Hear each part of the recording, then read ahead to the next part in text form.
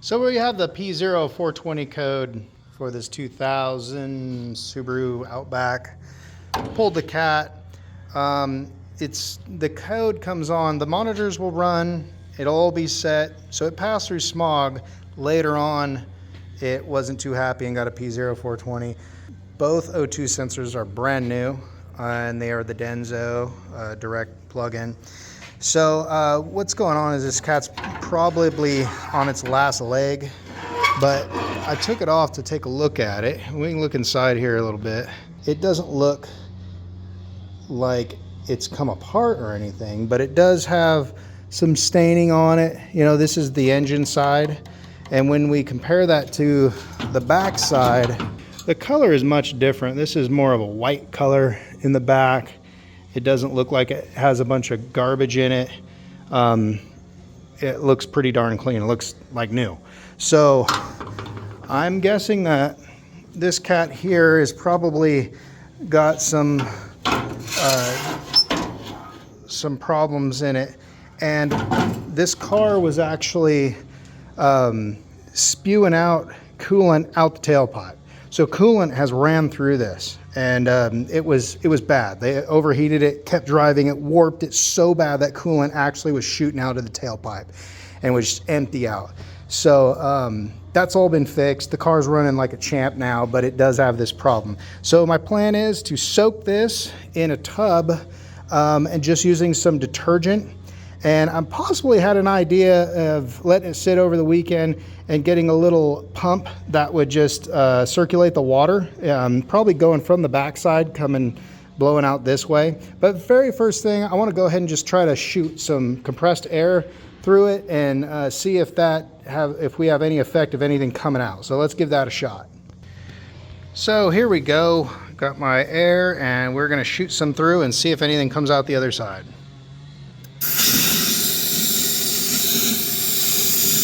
I'm not seeing anything when I do that. The dog hates compressed air. What's wrong, baby? You don't like that? You don't like that? She hides behind the toolbox. Let's try over here. Maybe just shoot some in here. I don't see anything coming out, so that's going to be a waste of time there. So what we're going to do is find something that I could stick this in, possibly a tote. I don't think it's going to fit that, but we'll try. If it doesn't fit, I'm going to go get like a little kiddie pool. And then I'm just going to use some detergent and see if that kind of breaks up whatever's in front here. And it's not supposed to hurt the cats, from what I've researched online, that detergent isn't something that's going to melt it or do anything weird. And then we'll just thoroughly wash it out, dry it, and then install it and see if that code doesn't come back. No, I'm not going to throw the cat. Look at this bad boy. So we're going to circulate the water and the soap with this. Just grabbed this off the shelf because it was cheap, and it said Arm & Hammer and Oxy Clean, so should work. 3 times strength, so it's gotta work, right? Here we go, made in Mexico. Let's grab this cat. Oh, it's filling up. Oh man, it just barely is gonna make it. Just barely, but that's all you need. That's actually perfect. Look at that, couldn't be any more perfect than that. This was the cheapest one they had at Harbor Freight. All right, so I got that filled up. We got a bubble layer on top. I'm gonna try spraying a little fine mist of rubbing alcohol on top. Sometimes that will take care of a bubble layer, kind of thins it out a little. Let's see. Yeah, it works pretty good. I mean,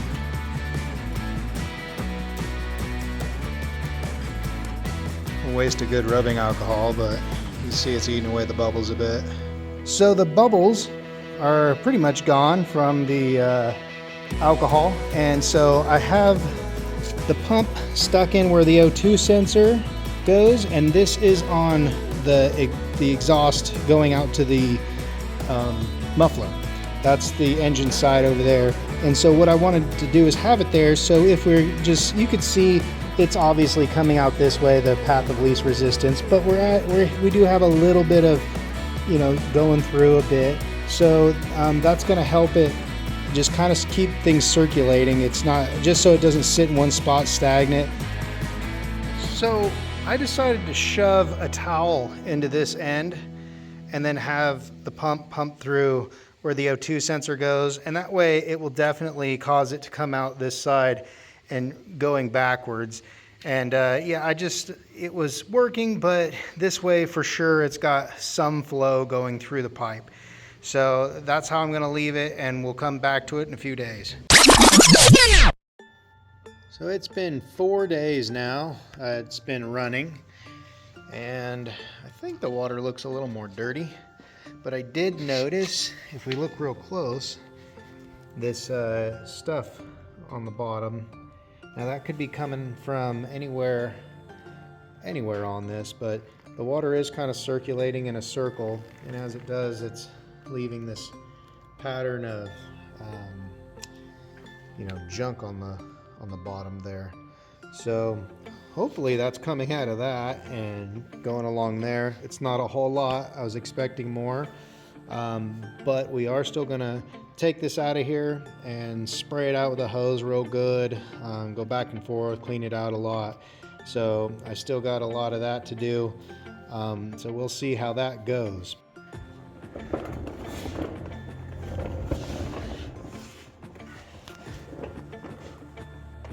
Well, we're back under the car and we got the cap put back on. Just a note, you have to take this off, and I would definitely replace those gaskets every time because they are like crush washers. Replaced this gasket here, again like a crush. And remember to plug back in the O2 sensors, very important.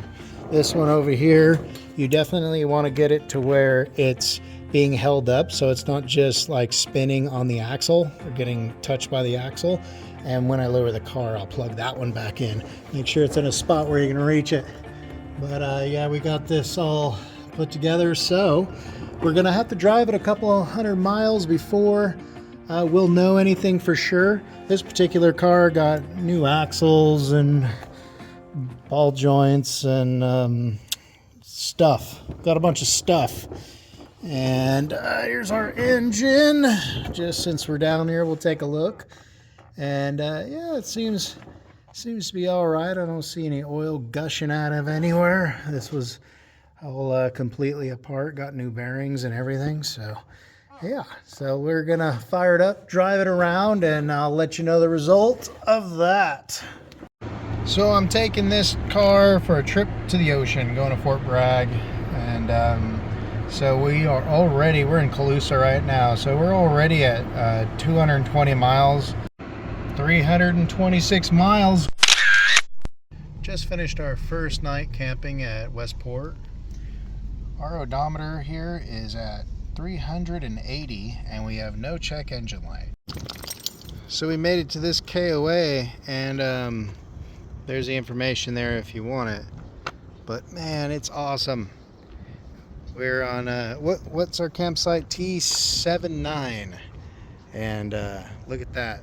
If you walk out there, oh, it's cold. Yeah, the wind's blowing. You can see it against my one manor, which we make a one man, one woman tent. 1 man and a half. But man, there's no one even here, and I guess they had a big rush. We're here on Sunday. The lady said everyone just left, but look at that, beautiful. But Outback's doing fine.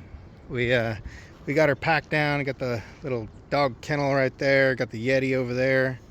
The drone here and all our stuff. Who and then recording to? who am I? Well, you just messed up the video. Oh, I'm sorry. No, that made it better. Edit. Anyway, so like, yeah, man, it's amazing. But yeah, I would strongly recommend coming and checking out this KOA. You know, you can hear the ocean all night long crashing on the cliffs over there. You got a fire pit right here. I got a barbecue right here where we're gonna burn some steaks. Hey, that dog, you're supposed to be on a leash. We're gonna get kicked out of here. Nah, ain't even nobody around gonna say nothing. So we made it back home and we're at 691 and no check engine lights. So I would consider that a success.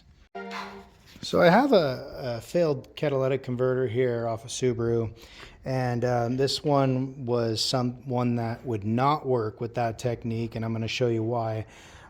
Basically what happened is this one got hit, and when it got hit from some debris underneath or whatnot, I'm not sure. Anyway, you can see I already got rid of the piece that was in here. It was just shattered, but you can see it dented real hard right there. And basically when that happened, it broke and went into the next cat and plugged that one up. This one was still intact, and I left it in there just to show display purposes. But you could see it got full of stuff, and no amount of cleaning with detergent is going to get that out. These are little pieces of the other cat, and it's just completely, not completely, but it's pretty darn clogged, and you could feel it in the car. When you hit the gas, it just as it would go. It had barely any flow. So this is trash. I'm just keeping it for demonstration purposes. Yeah, this here, it's still intact, but you could see a bit of it's gotten kind of melted and eaten away. And there's so many little holes that are going all the way through it that there's just, it's, you know, you hit it, it breaks apart. It really can't be salvaged. This is only good for maybe the scrap metals that are in it, and I save broken ones. I don't know if I'll ever be able to refine them, but I do have some.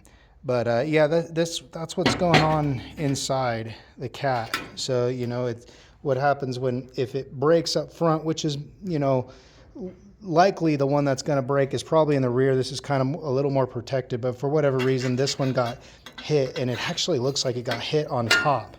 This is where the O2 sensor would be, so the hit was here. So that's a little strange to me. I don't know how that happened, but it happened, and it shattered the cat that was in there and shot it into this side, a bunch of it. And the cat that was in here was all kind of sideways too, preventing airflow, and it wasn't going to work. It kept throwing P0420 over and over again.